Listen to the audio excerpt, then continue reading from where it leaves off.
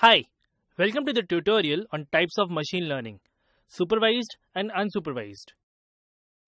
By the end of this topic, you will be able to define the terms labeled data and unlabeled data, explain supervised learning and unsupervised learning. In the previous topic, we learned about how machine learning works using the available data and how different applications are making use of this smart technology. We also got introduced to the term machine learning model, which is nothing but the program or the algorithm that discovers patterns and insights in the data and learns from it. In this tutorial, we learn about different types of machine learning models that are available to us. Supervised learning and unsupervised learning are the two most commonly used types of machine learning models. There are other types of models as well, which we will briefly touch upon them later in the training program. Before we start our discussion on supervised and unsupervised learning, it is important we understand what is labeled and what is unlabeled data. As we had learned earlier, data is a collection of information about something. And if this data contains a target variable or an output variable that answers the question of interest, then we say that it is a labeled data. Confused? Don't worry. Let's take some examples to understand this better. Suppose we have the results of patients who are suffering from a particular disease and receiving treatment for it. The data may contain information like patient's name, age, gender, location, hospital name, time since patient is suffering from the disease, type of disease, its complexity level, patient's weight, body temperature, blood pressure, heart rate, and the amount of dose given, etc., etc. Additionally, we also have information whether the patient was completely cured or not after the treatment.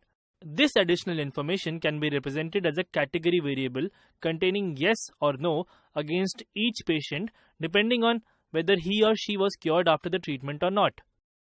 And this additional information is what we call a target variable or an output variable, since it answers the question whether the patient was cured or not. This target variable is also called a dependent variable, since its value, yes or no, may depend on some of the other information we have about the patient, such as gender, weight, age, treatment dose, treatment duration, etc. And this other information is referred to as independent variables. Such kind of data which contains a target variable or a dependent variable answering a question of interest is called labeled data. Now let us consider another example where we have data of employees of an organization. The information contains employee's name, age, location, date of joining, designation, role, job type, time of service, time in role, years of experience, monthly salary, average rating, last appraisal percentage, etc. In addition to this, we also have information about the employee leaving the organization or not. So, this data again is called a label data because it has employee level details and also tells us whether a particular employee is still with the organization or not. Had this information not been present in the data, we would have classified it as unlabeled data. So, unlabeled data is one which contains information about something but does not have a predefined target variable. It is actually just the opposite of labeled data. In case you are wondering what kind of data that may be or what could be its use, we would understand that right after we learn about supervised learning. From the term supervised learning, we can infer that supervised learning model is a model which learns under supervision, and this supervision is provided by the labeled data which contains a target variable and a few independent variables. In a supervised learning model, we are more interested in the target value. Just like a student learns from teacher and then delivers in the exam, in supervised learning, the model first learns about the target variable and how it depends on the rest of the information or variable using the past labeled data. This is referred to as training the model. Once the model has been trained on this labeled data, we can feed the new unlabeled data to it, for which we want to make predictions of the target variable, and it would predict the value of the target variable for the new data based on its learning from the past data. For example, let's say we have labeled data of customers from a particular e-commerce website. We have information like name of the customer, gender, age, occupation, monthly salary, monthly expenditure, percentage spent on e-commerce websites, duration of visits, categories browsed, products browsed, browsed products price, discount available, offers, and finally a target variable of number of products purchased in the last 1 month. So, this information tells us whether the customer will buy a product or not. We can now train our model using this data, and the model will understand the pattern of customers who are buying a product. Based on its learning, the model can now predict whether a new customer will buy a product or not based on other variable information of that customer. So this was an example of supervised learning, where we first train the model using the label data, and then the model predicts answers to a question for new data based on its past learning. Let us consider another example of supervised learning. Let's say at Internshala, we are very interested in predicting how many marks you would score in your final test for this training. For this, we have data of past students who have taken this training.